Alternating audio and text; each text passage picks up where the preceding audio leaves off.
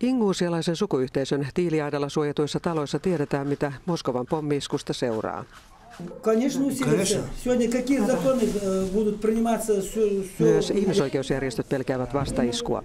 Terrorismin vastainen taistelu on täällä merkinnyt sitä, että myös täysin syyttömiä ihmisiä on siepattu ja murhattu. Pelkästään inguuseja on kateissa ympäri Venäjää parisataa. Järjestöjen mukaan tilanne ei ole parantunut juuri lainkaan, vaikka Ingusian syyttäjävirasto muuta väittää.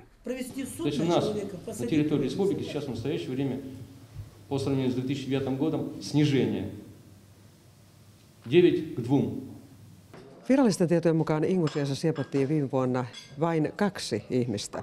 Todellisuudessa näitä tapauksia oli toistakymmentä. Ja tämä on yksi niistä perheistä, jotka ovat menettäneet nuoren pojan. 17-vuotias Magomed ja hänen kaverinsa siepattiin viime marraskuun lopussa. Naapuri taltioi sieppauksen kännykkäkameralla ja perhe etsi poikaa viikkokausia turhaan. Сколько раз мы перед этим парламентом стояли, президентский дом стояли, гоняли нас, никто не выходил, никто даже слушать нас не хотел. Pojat oli tapettu niin sanotussa erikoisoperaatiossa, vaikka mitään näyttöä terrorismista ei ollut. Стабильности не будет, потому что молодежь видит все это вот.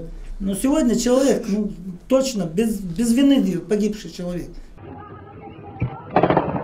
Täällä uskotaan, että tekojen takana on turvallisuuspalvelu FSB, mutta likainen työ on ulkoistettu muille.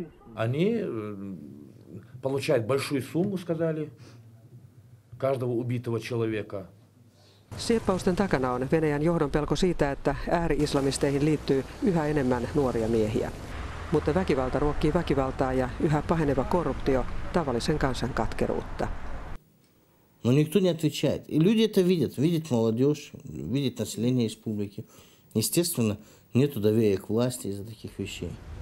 Ingusiassakin joka toinen on työtön ja talousrappiolla.